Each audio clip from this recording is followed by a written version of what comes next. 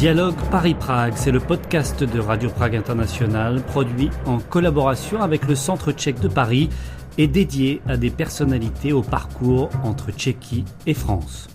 Présentation, Magdalena Hrozinkova. Né en 1984, le violoniste tchèque Josef Žák vit depuis 2010 à Paris. Il se spécialise dans l'interprétation de la musique du XVIIe et du XVIIIe siècle. Dans la capitale française, il a notamment fondé l'ensemble Kastelkorn, composé de jeunes musiciens de différents pays. Josef Žák, bonjour et bienvenue dans notre podcast. Bonjour Magdalena. L'ensemble Kastelkorn se concentre sur l'interprétation de la musique ancienne d'Europe centrale que vous faites découvrir au public en France, en République tchèque également et dans d'autres pays.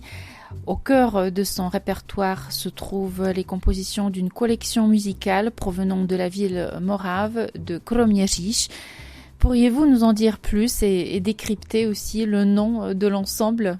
Alors le nom de notre ensemble, c'est très difficile à deviner pour les Français. Pour le public tchèque, c'est un peu plus facile. Kastelkorn, c'est une partie du nom d'un évêque, prince-évêque, Karl Lichtenstein Kastelkorn, qui était l'évêque de Moravie, de Olomouc, dans le XVIIe siècle, deuxième moitié du XVIIe siècle.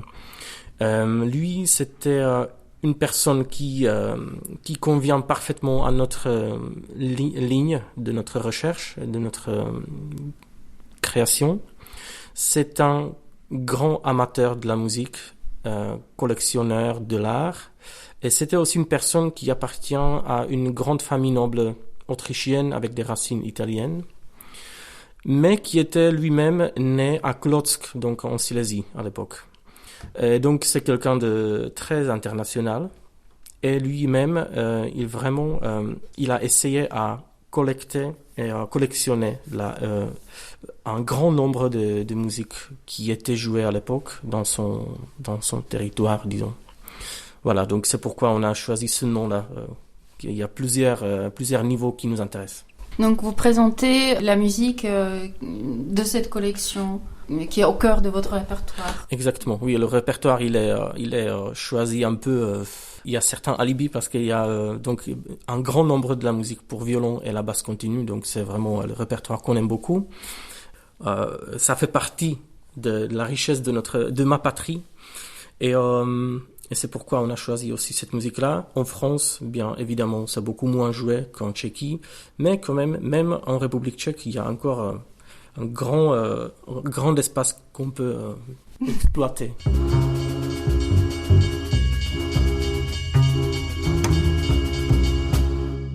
L'ensemble est international, il est composé donc de musiciens de plusieurs nationalités. Pourriez-vous les présenter ?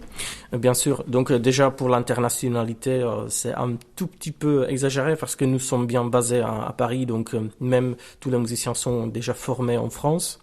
Mais bien sûr, il y a certains membres qui sont venus de plusieurs pays, donc Tchéquie par exemple. Même pour notre disque, il y avait un invité qui était tchèque. Nous avons aussi un claveciniste qui vient de Chili, mais la plupart des membres sont quand même français. Notre effectif peut changer, donc nous commençons par la chiffre de 4, mais nous avons fait, là maintenant, il y a quelques mois, nous avons créé un programme qu'on a pu aussi jouer en République tchèque, et nous étions 7, donc ça peut aussi varier par rapport au répertoire.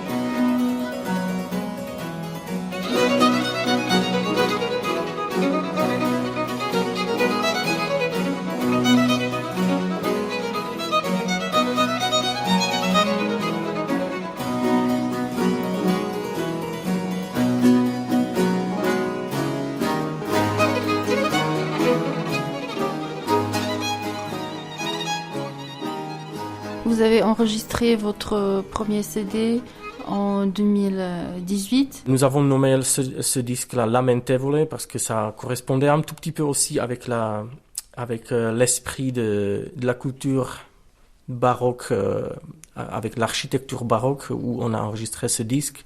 Donc les églises à Bromov qui sont très très belles, mais aussi un tout petit peu, voilà, il y a une certaine tristesse de voir les églises très abandonnées et un peu détruites. Mais en même temps, il y a aussi des gens qui essayent à conserver ces bâtiments. Et pareil pour la musique. Donc voilà, la musique est belle, elle existe, elle attend un peu à être interprétée et redécouverte. Plus précisément, il y a la musique de nombreux compositeurs qui sont pas forcément tchèques, mais qui ont travaillé ou étaient en relation avec la culture tchèque. Donc on peut parler des violonistes comme Biber, Schmelzer, des compositeurs Bertali, voilà, plusieurs compositeurs. Surtout Biber qui est aujourd'hui bien recherché comme compositeur très impressionnant, disons. Et lorsque vous présentez cette musique en République tchèque et en France, la réception du public est à peu près la même, l'intérêt du public? Merci pour cette question, elle est très intéressante. Il y a un grand équilibre entre la réception par les Tchèques et par les Français, mais de l'autre côté, chaque côté est très intéressant. Donc déjà pour les Tchèques, Biber c'est quelqu'un très connu, très joué. Et peut-être les Tchèques trouvent une petite particularité dans notre interprétation qui est bien influencée par d'autres coins de l'Europe ou du monde. Pour les Français, la musique est un peu moins connue, donc il y a aussi certains exotismes dans cette musique-là. Voilà, donc de toute façon, on trouve toujours des signes que ça plaît, la musique qu'on joue. Voilà.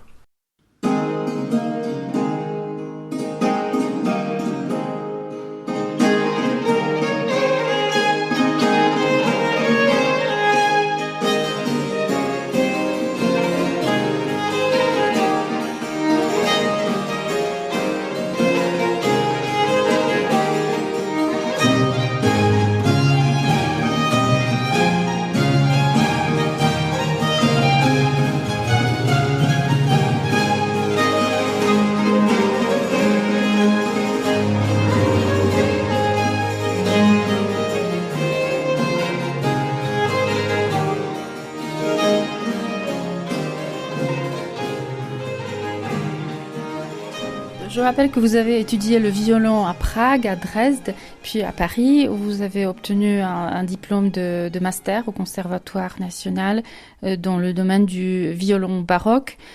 Installé depuis 2010 à Paris, vous avez collaboré avec plusieurs ensembles spécialisés dans l'interprétation de la musique baroque et classique, dont par exemple les Arts florissants et Ensemble Correspondance ou encore Collegium 1704 en République tchèque. Et qu'aimez-vous dans la musique ancienne? Qu'offre-t-elle à un violoniste?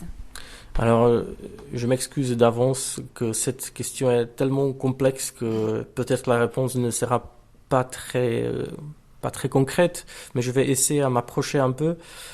La musique ancienne, c'est un regard sur la musique. C'est plutôt un essai, un approchement à la compréhension de la musique qui est différente de ce qu'on a appris lors de la formation, disons, normale au conservatoire, à l'Académie de musique à Prague. Et c'est-à-dire qu'il faut changer un peu le regard sur la musique, que c'est quelque chose qui n'est pas forcément intemporel.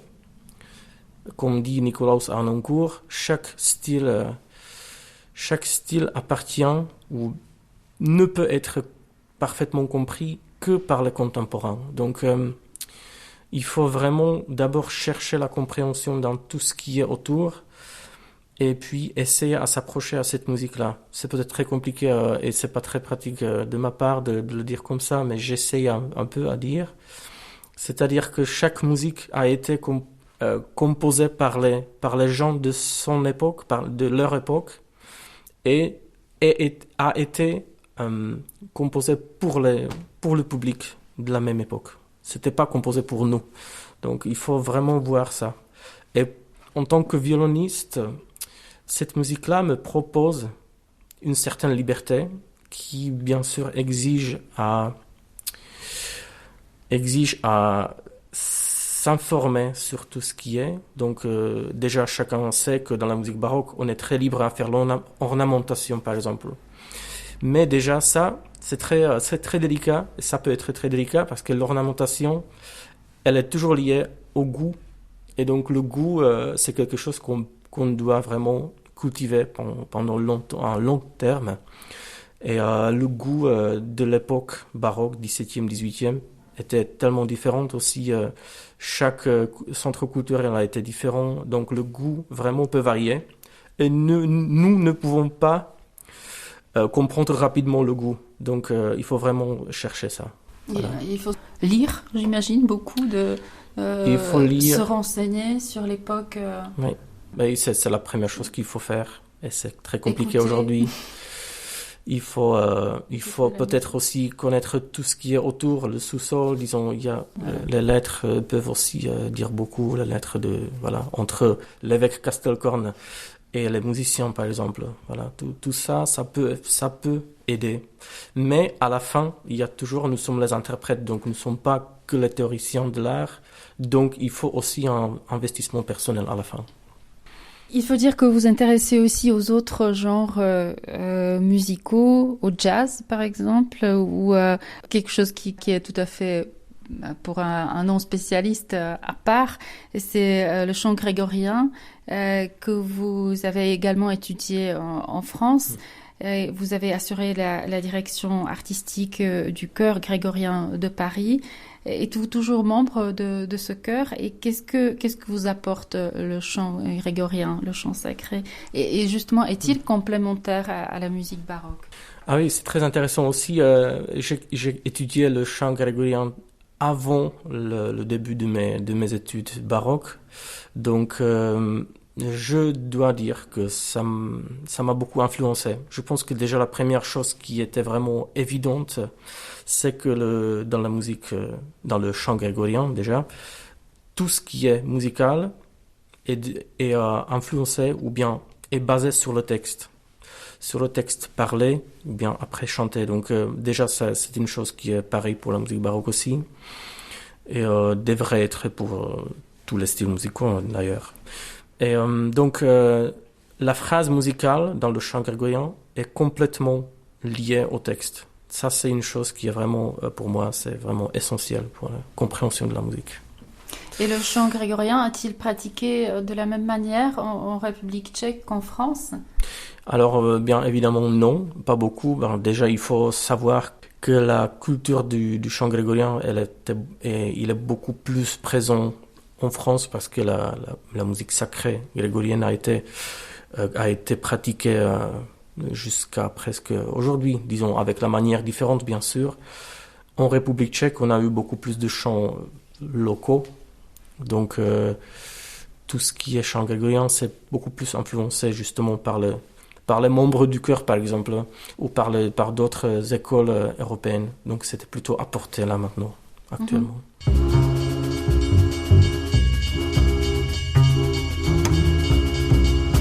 Pour revenir à votre parcours professionnel, musical, pourquoi en fait vous avez décidé de vous installer à Paris? Alors décision, c'est peut-être un peu trop fort comme mot parce que alors j'ai étudié en France, à Paris, pendant 2 ans. J'ai rencontré ma femme qui est slovaque, qui étudiait à la même école. Et donc, nous sommes restés parce que bien évidemment, pendant les études déjà, j'ai eu plusieurs engagements. Donc, les liaisons ont été faites pendant les études. Donc, c'était assez naturel de rester. Est-ce que puisque vous travaillez aussi entre la République tchèque et la France, ou entre la France et la République tchèque, y a-t-il des opportunités justement que vous offre la France et que vous n'aurez peut-être pas en République tchèque? Alors tout simplement, je pense que la musique baroque offre beaucoup plus de possibilités de jouer et aussi de continuer un peu la formation, disons, la formation de la vie. parce que la musique baroque, ça fait déjà 3e, sinon 4e génération que la musique baroque est jouée sur des grands stages en France. Voilà, c'est surtout ça. Et puis bien sûr aussi une certaine ouverture au monde qui est un tout petit peu plus évidente ici. Les étudiants qui restent justement après les études en France, ça vraiment, ça donne toute la palette de différents langages, de différentes cultures qui se croisent là. Donc peut-être c'est ça, cette certaine ouverture ici. Et à l'inverse, il y a quelque chose qui vous manque ici? Alors, selon mon expérience, disons quand je joue à Prague, je peux voir donc une différence dans la communication que en France, on est habitué très facilement à avoir les relations entre les gens. Vraiment très facilement, on peut avoir des contacts. Par contre, peut-être la communication plus profonde peut manquer un tout petit peu. Ceci dit qu'en République tchèque, on voit très souvent que les équipes, les orchestres, les groupes de musique de chambre, on voit les relations beaucoup plus liées, beaucoup plus amicales, si on peut dire ça. Voilà, c'est peut-être aussi ça, là, voilà, des relations. Voilà. De manière générale, quels éléments de la culture tchèque, de la musique tchèque en particulier, mériteraient d'être plus connus en France? Quelle personnalité peut-être? Alors, je vais être assez personnel. Oui. Je pense que les gens comme Jana Semeradová, Václav Lux pourraient jouer beaucoup plus en France. Ils ont une grande richesse de leur culture qui est évidente. Et même s'ils sont bien connus ici, je peux toujours entendre parler d'eux ici. Des personnalités de la musique ancienne. Voilà, ouais. Ouais, donc Jana Semeradová qui est une flûtiste magnifique et aussi la chef d'orchestre, voilà, directeur artistique. Et Václav Lux qui est aussi bien connu, je pense même qu'il ne faut pas le présenter, mais c'est un chef du Collegium 1704. Donc c'est déjà 2 personnalités que je connais bien et que je proposerai partout. Voilà. Je vous remercie. Merci à vous.